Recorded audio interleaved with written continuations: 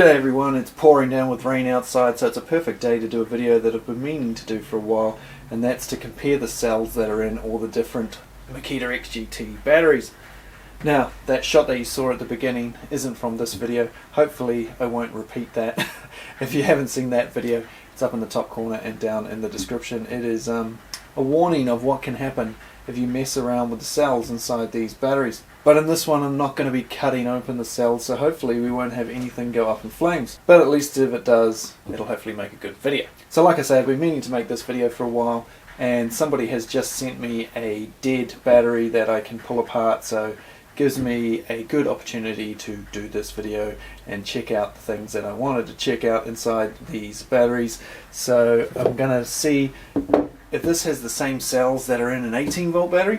And I'm also making another video where I'm going to compare the 2.5 versus the 5 amp hour batteries from Makita on the LXT system, because they're basically the same, as in, you know, if you wired this differently it would be a 5 amp hour battery. So we're going to test runtime versus each other, and we're going to test also how strong the batteries are. I'm going to do a few drop tests and stuff, see how well an XGT compares to an LXT, but that's for a different video. In this one we're going to pull some of these apart, we're going to have a look at the cells that are in them and just see which brands they're using, what amps they're putting out, and whether there's lots of different cells in all these different types of batteries. And we also have the return of the Makita battery checker. Hasn't been in a video for a while, so if you haven't seen this, this is an interesting bit of kit. Tells us a little bit of info about some of these tools quickly and easily. If you want to know more about this, I'll put a video up here down in the description. I've done a couple of videos on that.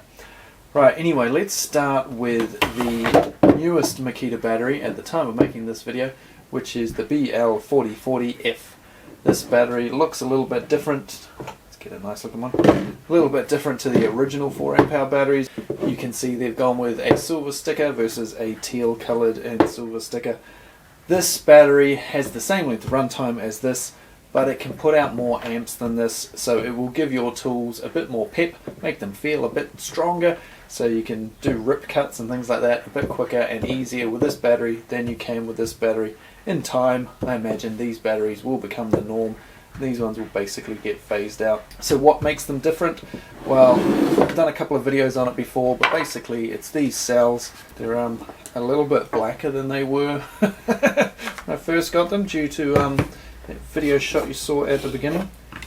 These got sprayed with exhaust, shall we say, from the cell that took off. Anyway, these are VX40 cells made by Murata. They are tabless cells. I explain all of that in that video that was at the beginning, which is up there and down in the description. So it's a more modern version of your standard 21700 cells, and it allows for the dissipation of energy in a much quicker and less restricted fashion, which makes them run a bit cooler and be able to pump out the power a bit quicker. Now, these cells are only used in this battery, and they are the best cells that Makita currently uses in any of their batteries. Now, because this is a 4 amp hour battery and this is an 8 amp hour battery, which consists basically of the insides of 2 of these, presumably not too far away we will have an 8 amp hour battery made of 2 of these. And no, it's not going to be an FF. I know what it's going to be, but I won't tell you yet. So soon, hopefully, we will have one of these with tabless cells, and it will be able to put out a lot more than it currently does. The standard 4 amp hour battery can put out 1.5 kilowatts or 1500 watts of power max, whereas this new one puts out 2100, and this puts out 2800 currently, made out of 2 of these, remember. So when it's made out of 2 of these, what are we looking at? Like 4 kilowatts of power? Really? Wouldn't that be awesome? So hopefully they will do something like that in the not too distant future. But back to the cells. These batteries also use 21700 cells, but they are tabbed, and they are also made by Murata, but they are not VX40s like these. They are VTC6As, and that is the one that you saw go apeshit in the opening of this video. Now, that's not because these are more dangerous than these, it's just the way I cut it open, and I forgot to test whether that particular one was fully drained like I did when I cut open the VX40 cell. These things have a lot of energy in them. So why is a 4 amp hour battery so much bigger than a 2.5? Well, they have the same amount of cells to get 36 volts, which is what these are. They're 40 volt max. They can actually get up to about 42 volts when you charge them up. But they've gone with 40 volt max because they've already got two other 36 volt systems. So not to confuse things, let's go 40 volt. Makes sense to me. Then these have 10 cells as well, so why is it smaller? So 10 cells to make up 36 volts, 3.6 volts each nominal, 4.2 maximum, but these ones are only 18650 cells. So they are smaller cells and that's physically different. These are 70 millimeters long, ones in here 65 millimeters long. These are 21 millimeters in diameter, the ones in here 18 millimeters in diameter. So it's smaller cells, but they're putting out the same voltage. They've just being smaller, they can't hold as much energy, so you'll get lower amp hour running and you'll get less amp coming out of the cells, so less power going to your tool. This being 1.1 kilowatts or 1100 watts maximum output, this being 1500 like I said earlier. So if you were going to run higher drain devices, say you're running a grinder or something that needs a fair bit of oomph, you want higher output batteries. So this is more inclined to get hot and overheat on something like a grinder or a chainsaw than this, and then this will be better again, and then you go up to this with 20 cells in it. There's less energy having to come from each cell, so the cells stay cooler, you get more flow of power to your tool and all that sort of jazz. And so the bigger the tool, the higher the grunt that it requires, the better off you are putting bigger batteries on it. Having said all that, they are about to release, maybe, heard a few conflicting things about this, but anyway, BL4025F is hopefully not too far away, and so that will be tabless 18650 cells. So like these ones are tabless, it's an improvement from this to the same tech as this, but with the smaller 18650 cells. So instead of this being 1.1 kilowatts, I think they'll be 1.4, 1.5. So basically this will have the same sort of grunt as the old school 4 amp hour batteries. Are you all still with me? Right, time to start pulling one of these apart, I think. So what I'm going to do is take a look at this one here. This one is kaput. Somebody sent this to me for the purposes of pulling apart and making videos. So thank you for that. And this is what it's currently doing. If your battery's doing that, kiss it goodbye. There is something seriously wrong with it. So I'm going to use this battery checker just to have a quick look at it. I can see from having a look underneath it that whoever owned this battery has already pulled it apart because the little white bung is missing. If you have a look under there, you can't see the little white bungs. Look at a battery that does have a little white bung. Boom, there it is there. So that's a little polycarbonate bung in there over one of the screws. So Makita know if you've ever pulled it apart. Now I don't know if this was pulled apart by the owner of the battery or whether they took it to a Makita service centre and they opened it up and saw something and said, hey, we're not warranting that, what have you done to this thing? I don't know the life history of this battery, I don't know if it's been dropped in water or had some violent impacts or anything, but we will be able to tell how many charges it's had and the overall life, shall we say, of this battery by having a look at it with this. So I'll just go set this up so that you can see it a little bit better. So 161 charges, had quite a few charges. It's saying that the battery is not completely drained, sitting at about the 60% mark. So that's interesting. The cells aren't flat within this battery, so if I'm going to do anything to this, I need to really flatten it first. But I won't be able to do that on a tool due to those flashing lights. This thing ain't working properly. So battery health down to the 1 bar out of the possible 4. It's not too happy. Inside here that shows the internal temperature of the battery, 18 degrees Celsius at the moment. And that's interesting. According to that, showing that the cells are all balanced equally, but we're reading 0 volts. So something's gone wrong here. There's something wrong with the board. Shouldn't be 0 volts. We're at 60% charge. This should still be reading 36 volts roughly. You know, like I say, these start at like 40 and drop down. They drop down to about, I think it's about 31 before it'll conk out and you'll need to charge it up again. So this is probably still somewhere in the 35 volt region, yet saying 0. So we're going to have some symbols at the end that are going to be showing up because this battery is kaput. Now, it's not showing that it's had any like big heat spikes or anything. It's been run pretty cool, mostly down on the low section here.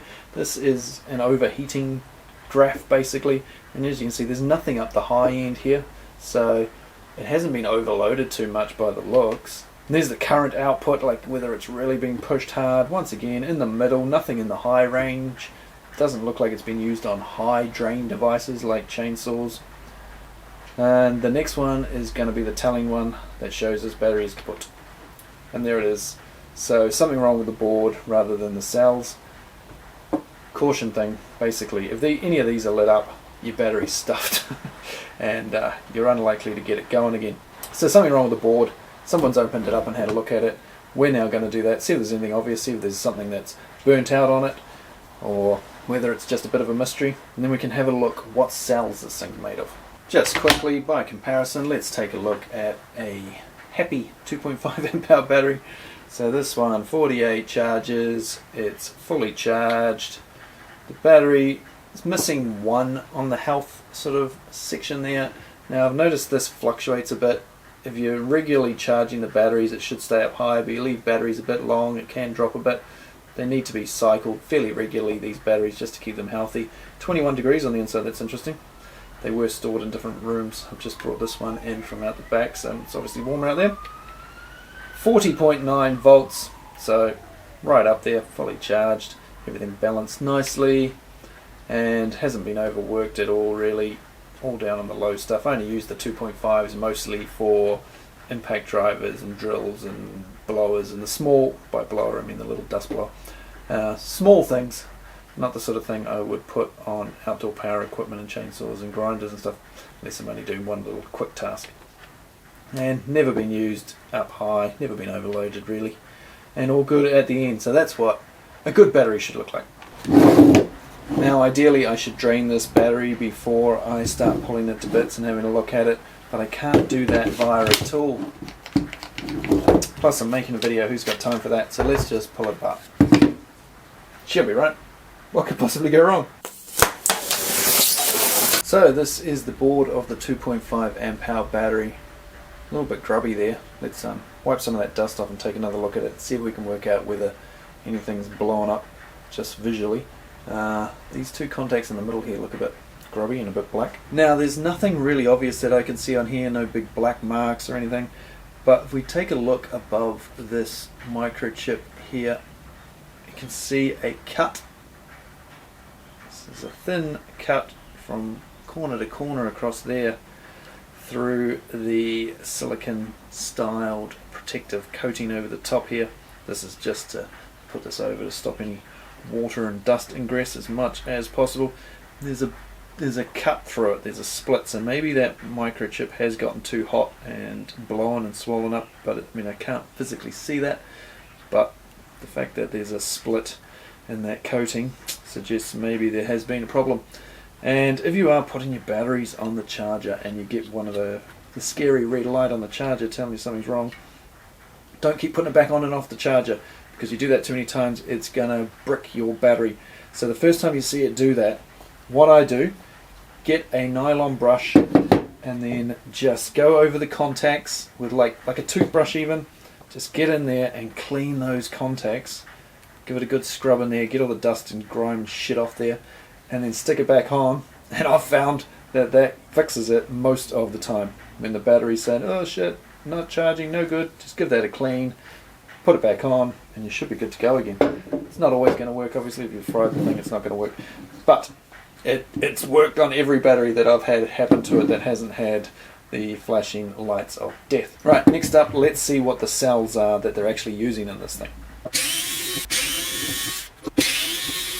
Because of how well Makita packaged these things, unfortunately I can't see the cell numbers or anything yet, but I can see they're green, so presumably Murata, and all I can see is a warning written on that one. So we're going to have to cut some of this plastic off to get to it. This is where things get fun. Maybe it's time to go drain this thing. If we test a healthy battery, you can see there 40.8 volts, but what happens when we put it on this one? There's going to be something wrong with this, so let's just take a wee look-see. 2, 1.9, 1.7. So maybe it just got too discharged. Maybe it got over discharged and hasn't been able to come back. Mind you, why is the volts dropping so much? The last one's held steady on 40. This one, don't want to read too well. I don't want to read it all anymore. It's not a happy battery, that's for sure. Just recording this in case something interesting happens.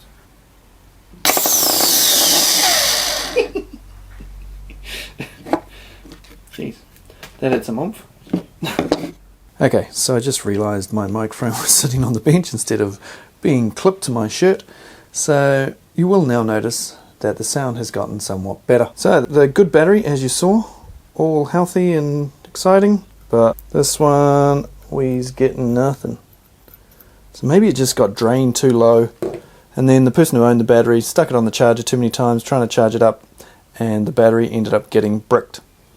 Unfortunately, once it's done that, there's no coming back, but it may have just needed a slow charge to just bring those cells back up, get it back up in that 30 volt range, and then put it on the charger, and then it might have been alright. But there's kind of no way of knowing that now. Okay, I'm at that point where it's a bit of a dilemma, because half of me is saying, go on Tools, grab the Dremel, cut this thing open, let's have a look at these cells. But the thing is, I already know what cells are in here. You know, this one was a mystery, and I think I was the first person to ever pull one of those apart and find out that those were VX40s.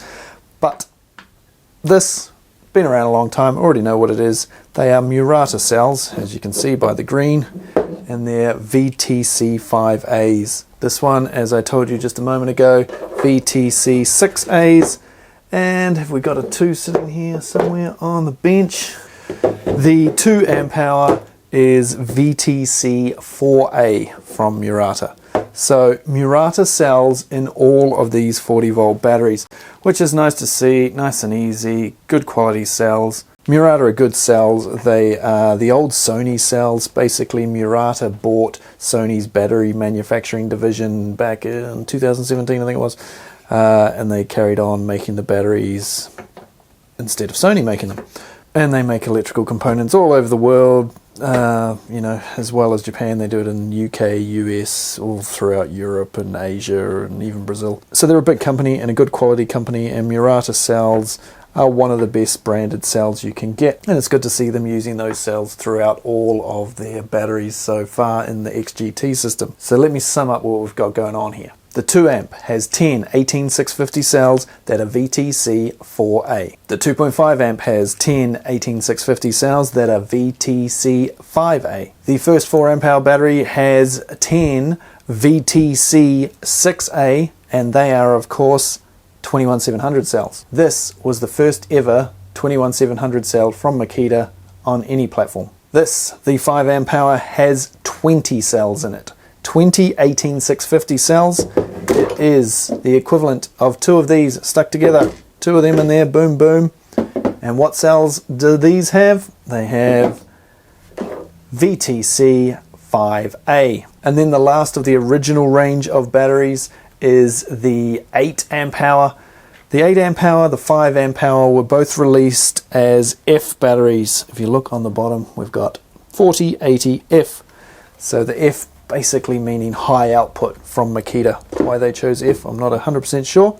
But this battery has 20 cells, and they are 21700 cells, and they are the VTC6A. Then of course we have the new 4040F battery, once again designed for high output for grinders, chainsaws, anything that uses a lot of juice quick.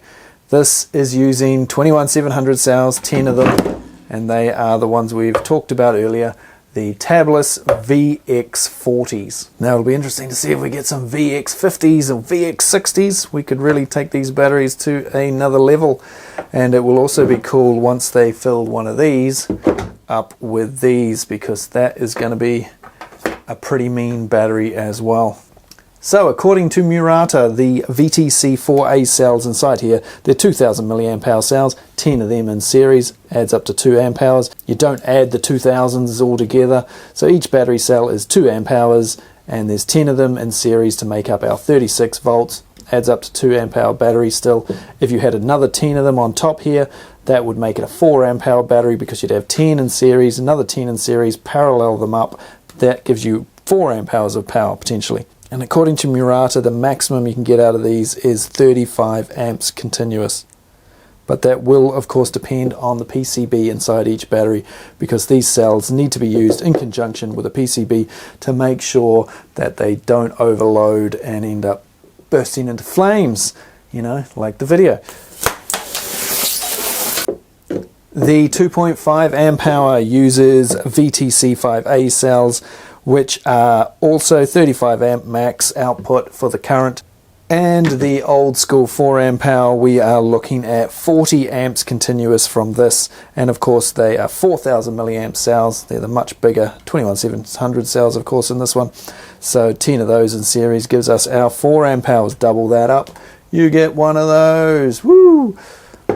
But what about our new battery, the new F battery? What is that one putting out? Well, Murata still haven't got this on their website. There's still no data sheets that I can find that are official ones from Murata.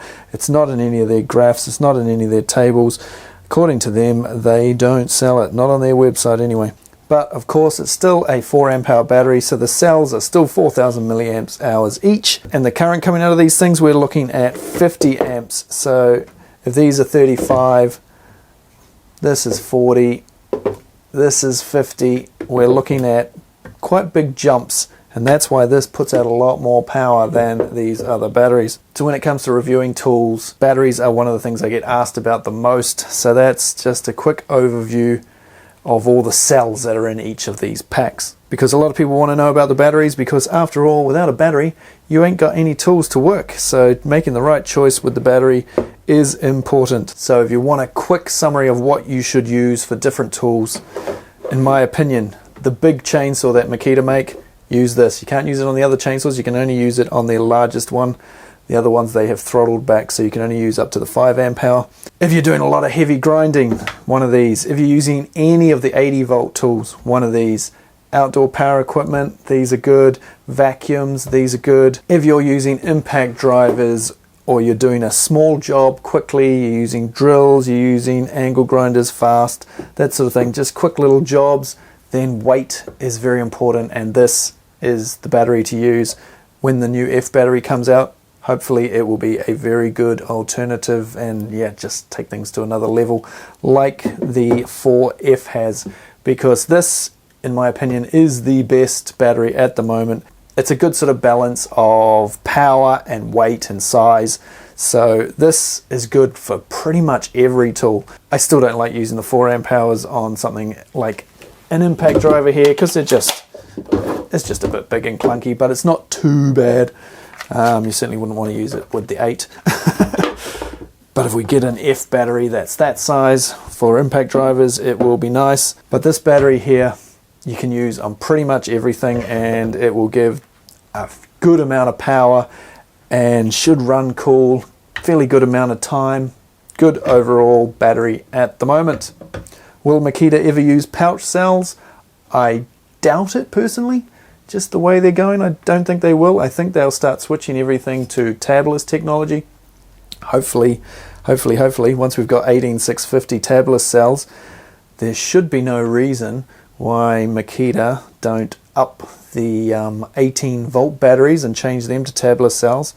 That could mean that they get sort of somewhere in the region of 20 to 30% more power out of the batteries without having to actually change the battery size. So the batteries will all look the same, but give you a bit more grunt. I know lots of people want 21700 cells, and yeah, it doesn't look like they are possibly ever going to do that, but if they don't want to do that, then they can do the 18650 tabless, which would be the same ones they would use in this battery, to make a 5 amp hour LXT battery that should kick butt.